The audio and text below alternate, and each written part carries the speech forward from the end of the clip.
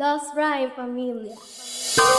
Mulat mo yung mga mata, nakikita paligid ka, nagtatampo na. Hindi ka ba nangangambang baka uwiin niyang lahat, kumilos ka kapaligiran ay huwag hayaan. Ang tanong sa aking sarili, wala na bang pag-asa? Ang mga maling balitang nanggaling sa pag-asa, bakit ba kay daming nagtatapon ng mga basura? Masdan mo ang iyong paligid, ano na bang itsura? Hindi ka ba naawa sa nasira na paligid? Mga batang tumatawid gamit ang mga lubid dahil sa mga bahang nagkalat na sa tingdaan. Wala na bang pag-asa pa na mabuo ang paraan upang maibalik sa dati mga bagay na nadamay, tulad ng mga halaman na tinanggalan ng buhay? Di ka pa ba nadala sa nangyari sa Mindanao? Dating punong kay ganda ngayon ay di na matanaw. Tila ba wala na bang pag-asa na maibalik? Kapaligiran kay ganda ngayon ay parang kabalik.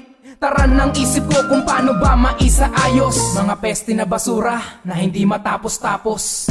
Mulat mo yung mga mata, nakikita paligid ka, nagtatampo na.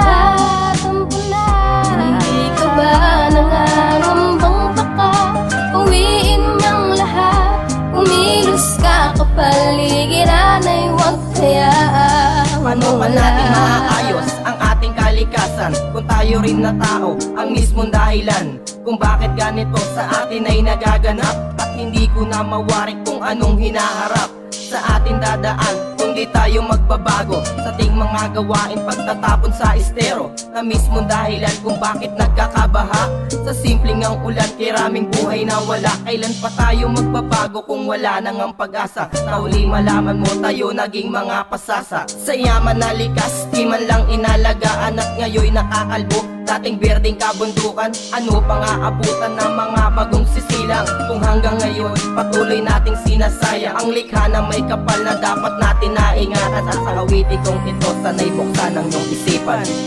Mulat mo yung mga mata, nakikita paligid ka, nagtatampo na.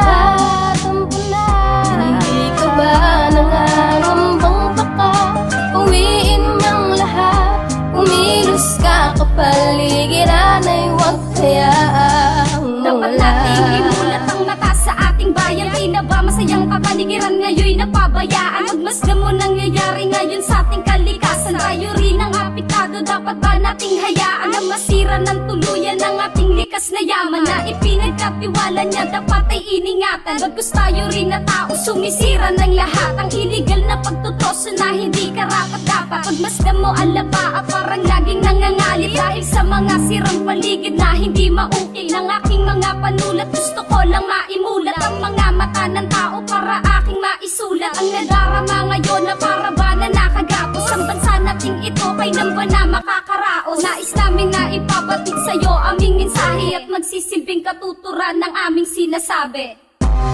Mulat mo yung mga mata, nakikita paligid ka, nagtatampo na. Hindi ka ba nangangambang baka uwiin niyang lahat, kumilos ka kapaligiran ay huwag hayaan. Inulat ang ating isipan sa mga nais ipabatid ng aming kanta na tanging nais lang ay ipahatid sa mga tagapakinig. Ano ba ang karapat-dapat para maiwasan sa Pinas ang pagtapon ng mga kalat? Bakit nga ba nagkaganito ang ating kapaligiran? Tila nagkalat kung saan na parang basurahan. Pagmasdan mo, wala na ba talaga tong solusyon? Kahirapan sa sariling bayan, di na mabigyan ng atensyon. Ang kalikasan ay wala na bang pag-asa para makamit ang mga nais na matamasa ng mga kapwa natin na ngayon sila ang biktima, nakatira na lang sa ibabaw ng basura. Nagtitiis na lang pagkat tayo din ang may gawa. Ang kasalanang nakikita at ating nadarama. Kalinisan sa paligid, kailan ba makakamit? Sana'y marinig ang awit na nais ipabatid. Mulat mo yung mga mata, nakikita paligid ka, nagtatampo na. Hindi ka ba nangangambang baka uwiin niyang kapaligiran ay huwag hayaang mawala. Pinulot mo ang iyong mga mata, nakikita paligid at nagtatampo na. Hindi ka ba nangangambang baka uwiin niyang lahat? Kumilos ka kapaligiran ay huwag hayaang mawala.